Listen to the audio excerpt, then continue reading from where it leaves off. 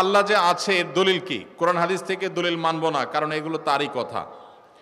এটা আমাদের যে ভাই প্রশ্ন দিয়েছেন, তিনি যদি আমাদের কোনো নাস্তিক ভাই হন বা অন্য ধর্মাবলম্বী ভাই হন বা যেই হন না কেন, তাকে আমি বলতে চাই, আল্লাহ যে আছেন এটা প্রমাণ হলো আপনি নিজে। আপনি আপনার লাইফটা কোত্থেকে পাইছেন? নেট থেকে ডাউনলোড করে নিছেন? কি বলেন? আপনি নিজেকে কোত্থেকে পাইছেন? আপনার আব্বা আম্মা আপনাকে নেট থেকে ডাউনলোড করে নিয়ে আসছে? ভাইরা আমার, আমাদের অস্তিত্বই আল্লাহর অস্তিত্বের সাক্ষী। আল্লাহ রাব্বুল আলামিন বলেছেন, ওয়াফি আনফুসিকুম আফালা তুবসিরুন, তোমাদের অস্তিত্বের মধ্যেই আল্লাহর অস্তিত্বের নিদর্শন আছে, তোমরা কি দেখো না? ভাইরা আমার, আল্লাহর এই বিশাল সৃষ্টি জগৎ, এই মহাসৃষ্টি, এত বিশাল সৃষ্টি জগৎ দেখার পরও যদি কেউ স্রষ্টাকে বিশ্বাস করতে কষ্ট হয়, তাহলে তার মতো হতভাগা আর কে হতে পারে? ভাইরা আমার, এই সৃষ্টি জগৎই স্রষ্টার অস্তিত্বের সাক্ষী। আল্লাহ রাব্বুল আলামিন আল্লাহর এই সৃষ্টি জগৎ দেখে, তার সুনিপুণের সৃষ্টি দেখে আল্লাহর অস্তিত্ব এটা খুঁজে পাওয়ার হেদায়েত, তৌফিক আল্লাহ তাআলা আমাদেরকে দান করুন। ভাইরা আমার, আমরা যদি আমাদের অস্তিত্বের দিকে তাকাই, আল্লাহ সৃষ্টির দিকে তাকাই, সূরা মুলকে শুরুর আয়াতগুলো যদি অনুবাদ সহকারে আপনি পড়েন, কোরআন জুড়ে আল্লাহ রাব্বুল আলামিন যে বলেছেন আল্লাহ রাব্বুল আলামিনের সৃষ্টি শৈলী নিয়ে, সেগুলো যদি আপনি অধ্যয়ন করেন, পড়েন, তাহলে দিনের আলো মতো পরিষ্কার হবে যে আল্লাহ রাব্বুল আলামিনের অস্তিত্ব এটা ওয়াজিবুল উজুদ, এটার অস্তিত্বহীনতা কখনো কল্পনা করা যায় না। এটা নিয়ে দীর্ঘ আলোচনা করার সুযোগ নেই, শুধু এটুকুই বললাম যে আপনার আমার সৃষ্টি এটাই আমাদের স্রষ্টার কথা স্মরণ করিয়ে দেয়। কারণ স্রষ্টা ছাড়া কখনো সৃষ্টি হতে পারে? ছোট বড় এমন কিছু পৃথিবীতে নাই যেটা কেউ তৈরি করা ছাড়া আসছে। মাইকটা কেউ তৈরি করেছেন, এই পানির বোতলটা কেউ তৈরি করেছেন, এই কাগজটা কেউ তৈরি করেছেন। প্রত্যেকটা জিনিসের যেরকম কেউ না কেউ তৈরি করেছে, ক্রিয়েটর আছেন, সেখানে এই মহাসৃষ্টির এত কিছুর আমি আপনি সহ আমাদের এবং এই আল্লাহর এই সৃষ্টি জগতের যে বিশাল আয়োজন, এগুলোর কোনো ক্রিয়েটর নাই। এর চেয়ে হাস্যকর কথা আর কি? আল্লাহ তাআলা আমাদেরকে হেদায়েত নসিব করুন। হেদায়েত যদি আল্লাহ তাআলা কাউকে দান না করেন, তাহলে সেক্ষেত্রে সে অনেক নলেজ অর্জন করার পরও সঠিক পথে হয়তো আসবে না। এই জন্য আল্লাহর কাছে হেদায়েত চাইতে আমাদেরকে শিক্ষা দেওয়া হয়েছে। এই দিনে সিরাতুল মুস্তাকিম আমরা সে দোয়া আল্লাহ তাআলার কাছে করবো ইনশাআল্লাহ। বাবা মায়ের অবাধ্য হয়ে বিয়ে করলে কতটুকু জায়েজ হবে? বাবা মায়ের অবাধ্য হয়ে বিয়ে করবেন কেন? বাবা মারা যারা এখানে আছেন, আপনাদেরকে বলতেছি, চাচারা যারা আছেন, পর্দার আড়াল থেকে চাচিরা যারা শুনছেন, ছেলে মেয়ে বিয়ের উপযুক্ত হওয়ার পর তথাকথিত পায়ে দান ও অজুহাত করে নাম করে ছেলে মেয়েকে বিয়ে দিতে দেরি করবেন না। পোলাপানের আওয়াজ শুনে হলেও কিছুটা বোঝার চেষ্টা করেন। আল্লাহ রাব্বুল আলামিন আমাদের চাচা চাচিদেরকে হেদায়েত নসিব করুন। ওনারা যেন আমাদের ছেলে মেয়েদের কষ্টটা বুঝেন, আল্লাহ তাআলা সেই তৌফিক নসিব করুন। বাবাজিরা, আপনারা যে বয়সে বিয়ে করেছেন, আপনার ছেলেকে কিন্তু তার চাইতে আর্লি দিতে হবে। কেন দিতে হবে? কারণ আপনাদের আমলে ফেসবুক ছিল না, এখন ফেসবুক বাইর হয়েছে। আপনাদের আমলে স্মার্টফোন ছিল না, এখন টাচ মোবাইল বাইর হয়েছে। এই ছেলে মেয়েদের চরিত্র রক্ষা করার জন্য আর্লি বিয়ে দিতে হবে। আল্লাহ আমাদের মুরব্বীদেরকে সে হেদায়েত নসিব করুন। নবী করিম সাল্লাল্লাহু আলাইহি সাল্লাম বলেছেন, তোমার সন্তান বিবাহের উপযুক্ত হওয়ার পর তাকে বিবাহ দিতে দেরি করবে না। যদি দেরি করো, তাহলে ব্যভিচারের মতো ফিতনা সমাজে ছড়িয়ে পড়বে। এই ফিতনা সমাজে ছড়ালে কি হয়? পশ্চিমাদের চাইতে বেশি কেউ বোঝে না।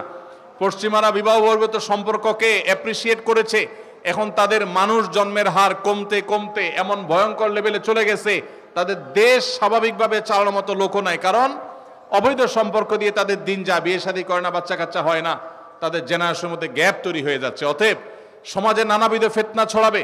ডক্টর খন্দকার আব্দুল্লাহ জাহাঙ্গীর রহমাতুল্লাহ বলতেন, একটা সাইক্লোনে, একটা ঘূর্ণিঝড়ে একটা দেশের বেশিরভাগ মানুষ যদি মারা যায়, আবার ধীরে ধীরে বাকি যে মানুষগুলো বেঁচে আছে তারা সারভাইভ করে উঠে যাবে। কিন্তু ব্যভিচার যদি একবার ছড়িয়ে পড়ে পৃথিবীতে, ঘরে ঘরে যদি ব্যভিচার এটা শুরু হয়ে যায়, বিবাহকে যদি নিরুৎসাহিত করা হয়, তাহলে সেক্ষেত্রে মানুষের জন্ম এটা বন্ধ হয়ে যাবে এবং মানব সভ্যতা পৃথিবী থেকে হারিয়ে যাবে। এই জন্যই ব্যভিচারের শাস্তি ইসলামের সবচেয়ে কঠিন এবং সবচেয়ে নির্মমভাবে এই শাস্তি, সবচেয়ে কঠোর শাস্তি দেওয়ার কথা বলা হয়েছে। এই জন্য ভাইরা আমার, মুরব্বীদের যারা আছেন তাদের বলছি, আপনার সন্তান যদি খারাপ পথে যায়, হারামের পথে যায়, আপনার অবহেলার কারণে আপনি তাকে বিবাহ দিতে দেরি করেন, তাহলে আল্লাহর কাছে সন্তানও দায়ী থাকবে, আপনিও দায়ী থাকবেন। আর সন্তানরা যারা চিল্লাচিল্লি করছেন, ঠিক ঠিক করে বলছেন, আপনারা এই সমস্ত ঠিক ঠিক না করে কাজকাম শুরু করে দেন। নিজেরা বেকার বসে থাকবেন, আর এদিকে বাপ মারে বিয়ে দেওয়ার জন্য আমার চিরকুট ধরা দিবেন। এটা তো কোনো সমাধান হতে পারে না। সবাই কাজ করবেন বেশি করে ইনশাআল্লাহ, আবার দোয়াও করবেন। ছাত্র অবস্থায় বিয়ে করা যাবে কিনা, সমস্যা কি? ছাত্র অবস্থায় আপনি টিউশনি করে বিভিন্নভাবে উপার্জন করতে পারবেন কি পারবেন না? তো যদি উপার্জন করতে পারেন তাহলে বিয়েও করতে পারবেন ইনশাআল্লাহ। আল্লাহ তাআলা আমাদের মুরব্বীদের মনের মধ্যে সুমতি দান করুন। আর যারা আপনারা আছেন আমাদের যুবক ভাইরা, আপনাদেরকে বলবো, যতদিন বিয়ে করার সামর্থ্য আল্লাহ দিচ্ছেন না, ততদিন পর্যন্ত নিজেকে সংযত রাখতে হবে, হারাম সম্পর্কে জড়ানো যাবে।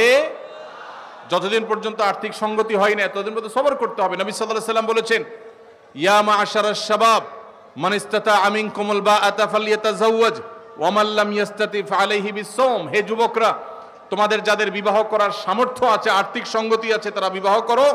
যাদের আর্থিক সঙ্গতি নাই তারা যেন রোজা রাখে, নিজেকে সংবরণ করে, সবর করে। অতএব যুবক ভাইরা, চরিত্রকে হেফাজত করতে হবে। চরিত্র হেফাজত করতে পারলে এটা আপনাদের জন্য অনেক বড় অ্যাচিভমেন্ট, এটা অনেক বড় ইবাদত, এটা আল্লাহর কাছে আপনাদের তাকওয়া প্রমাণের অনেক বড় সুযোগ। আল্লাহ তাআলা আমাদের যুবক ভাইদের চরিত্রগুলোকে হেফাজত করার তৌফিক নসিব করুন। মনে রাখবেন, যদি যৌবনকে হারাম সম্পর্ক দিয়ে আপনি কালিমা যুক্ত করেন, এটাকে রিকভার করা এত সহজ নয়। যাদের হারাম সম্পর্ক আছে এখনই তওবা করুন, নতুন জীবন গড়ুন এবং নিজেকে সবর করুন, হারাম থেকে দূরে সরায় রাখেন। আল্লাহ কেন বলেছেন ওয়ালা তাকরাবুজ জিনা, জিনার কাছেও যেও না? কারণ আগে থেকে আপনি দূরে থাকলে তখন বাঁচতে পারবেন। এই সম্পর্ক, হারাম সম্পর্ক থেকে দূরে সরে আসতে হবে। আল্লাহ আমাদের সবাইকে তৌফিক দান করুন। আমার বিয়ে হচ্ছে না চাকরির জন্য, মেয়ে রাজি আছে, আমিও রাজি, কিন্তু পরিবার বুঝে না, কি করব? এটা তো আমরা বলেছি, আপনার যখন আর্থিক সঙ্গতি নেই তখন শরীয়ত আপনাকে বিয়ে করতে বলে না, আপনাকে রোজা রাখতে বলে। কি রাখতে বলে? রোজা রাখলে, সিয়াম পালন করলে আত্মনিয়ন্ত্রণ করবেন আপনি, সেটা বলেছে। আপনি পরিবারের দোষ দিচ্ছেন কেন? আমরা ঢাল নাই, তরবারি নাই, নিদিরাম সর্দার। চাকরি নাই, টাকা নাই, রুজি নাই, ইনকাম নাই, আপনি বিয়ে করার জন্য পরিবারের চাপ দিচ্ছেন, আবার দোষ দিচ্ছেন পরিবার রাজি না। পরিবার কি দেখে রাজি হবে? নিজে বাপের হোটেলে খান, আবার আরেকজন বাপের হোটেলে খাওয়াবেন, এটা তো উচিত না। তবে বাবা মার যদি আর্থিক সঙ্গতি থাকে তাহলে তাদের সন্তানের চরিত্র রক্ষার জন্য উদ্যোগী হওয়া উচিত, সেটা ভিন্ন বিষয়। কিন্তু সন্তান বাবা মার উপর এটা চাপায় দিতে পারেন না। এই জন্য উপার্জন করা শুরু করেন। মুশকিল হলো বেশিরভাগ বাবা মা মনে করেন পায়ের উপর দাঁড়ানো মানে লাখ লাখ টাকার মালিক হওয়া।